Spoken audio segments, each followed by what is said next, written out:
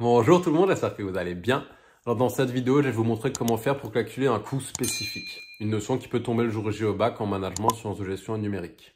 Alors le plus important pour une entreprise, c'est pas forcément de calculer son coût spécifique, mais surtout sa marge sur coût spécifique. Puisque cet indicateur-là, cette marge sur coût spécifique, ça va permettre à une entreprise de savoir si elle a intérêt à arrêter ou non une activité. Et si cette marge sur coût spécifique elle est négative, l'entreprise elle a intérêt à arrêter l'activité. Donc la marge sur coût spécifique, elle se calcule avec la formule suivante. Chiffre d'affaires moins coût spécifique. Sachant que les coûts spécifiques, c'est les charges variables plus les charges fixes spécifiques. Je vous mets un exemple d'exercice ici. Et du coup, l'objectif, c'est de calculer la marge sur coût spécifique de chacun des trois produits et de voir si l'entreprise elle a intérêt ou non à arrêter une activité. On applique tout simplement les formules. Donc d'abord au niveau du chocolat. Donc la marge sur coût spécifique, c'est le chiffre d'affaires. Donc au niveau du chocolat, on voit que le chiffre d'affaires, il est de 750 500 euros, moins le coût spécifique. Et le coût spécifique, c'est 576 000 de charges variables plus 87 000 euros de charges fixes spécifiques. Ça nous fait au total une marge spécifique pour le chocolat de 87 500 euros.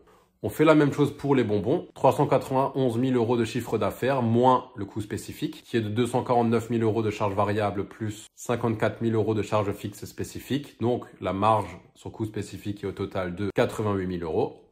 Enfin, la même chose pour le café été. Chiffre d'affaires de 149 000 euros moins le coût spécifique. 106 000 euros de charges variables plus 58 000 euros de charges fixes spécifiques.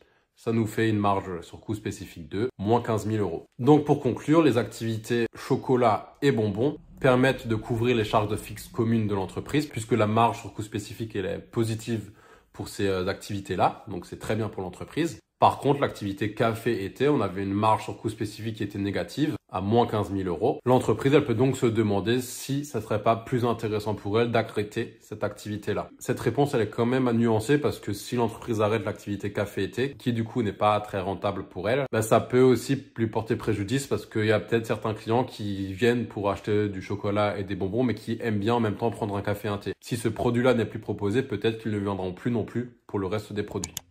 Donc nuancez un petit peu votre réponse. Si jamais vous avez des questions, n'hésitez pas à les mettre en commentaire, j'y réponds. Ciao!